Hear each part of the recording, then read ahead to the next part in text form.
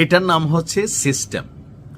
আপনি যখন সিস্টেমে থাকবেন তখন আপনাকে অনেক কিছু থেকেই রক্ষা বা রেহাই পেয়ে যাওয়ার সম্ভাবনা থাকে। বা আপনি যখন সিস্টেমের বাহিরে যাবেন তখন হচ্ছে কি আপনার বিরুদ্ধে ব্যবস্থা নেওয়া হবে।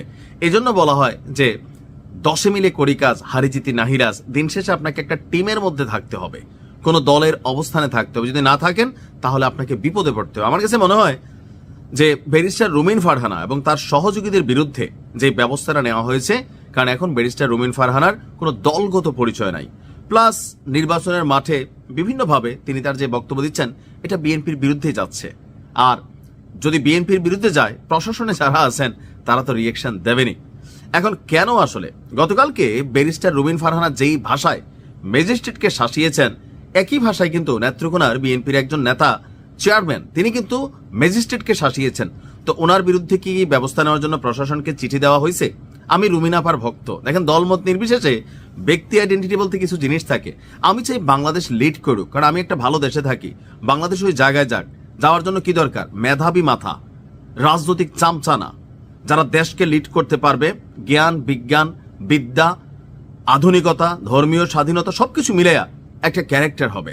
তো সেই ক্ষেত্রে আমার ব্যারিস্টার রুমিন রে ভাল লাগে, যার কারণে আমি ওনার পক্ষেই বলতে পারেন হয়তো এই ভিডিওটি করছি। ব্রাহ্মণবাড়িয়ার 2 আসনের স্বতন্ত্র প্রার্থী রুমিন ফারহানা এবং তার সহযোগীদের বিরুদ্ধে নির্বাহী ম্যাজিস্ট্রেটকে হুমকি প্রদান, আক্রমণাত্মক অঙ্গভঙ্গি এটা করছে। মেজাজ হারালে যেটা হয় আর কি, ওই যে একবার এনসিপির পোলা প্যান্ডে মানে মাইটেট দিয়েছিল, আপনার একদম দাঁড়াই আসছিল। তো গতকালকেও তিনি তার মেজাজ ধরে রাখতে পারেন নাই। আর তার সাথে যারা ছিলেন তারাও কিন্তু আসলে অনেকে একটু উচ্চবাচ্য করছেন স্বাভাবিকভাবে এক দৃষ্টিতে। এখানে যেহেতু আইন আছে, একজন ম্যাজিস্ট্রেট আছে, তার সাথে এই ভাষায় কথা বলা অবশ্যই হেও কর, কিন্তু মেজাজ হারাইলে যা হয় আর কি। তিনি এক পর্যায়ে বলছিলেন যে আমি যদি না চাই আপনি এখান থেকে যাইতে পারবেন না। সো এটা প্রশাসনকে চ্যালেঞ্জ করা, যেটা হয়েছে রুমিন আপা আমার মনে হয় তিনি ধৈর্য হারিয়ে ফেলেছেন। আর গতকালকে এখান থেকে তিনি আসলে বাটে পড়ে গেছেন। এখন এই বিষয়গুলো নিয়ে আপনার তার বিরুদ্ধে আইনগত ব্যবস্থা নিতে চিঠি প্রদান করেছেন সহকারী রিটার্নিং অফিসার এবং সরাইল উপজেলা নির্বাহী অফিসার অর্থাৎ ইউএনও মোহাম্মদ আবু বকর সরকার। সিনিয়র সিভিল জজ আদালতের সিভিল জজ এবং নির্বাচনী অনুসন্ধান এবং বিচারিক কমিটির আশরাফুল ইসলামের কাছে চিঠিটি প্রেরণ করা হয়েছে।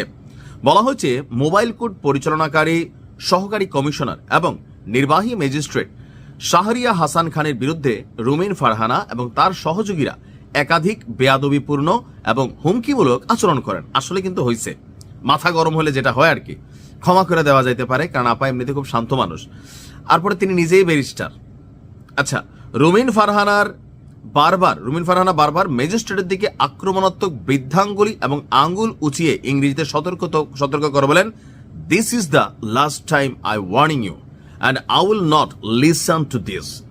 তো বাংলায় যেটা যে আপনি পারলে, আপনার বাংলায় বলছেন আপনি পারলে থামাই দেন, আজকে ভদ্রতা দেখাচ্ছি, নেক্সট টাইম কিন্তু এই ভদ্রতা করব না, এটাও এখানে উল্লেখ আসছে। বুইরা আঙ্গুল দেখানো, আপনারা কিচ্ছু করতে পারবেন না।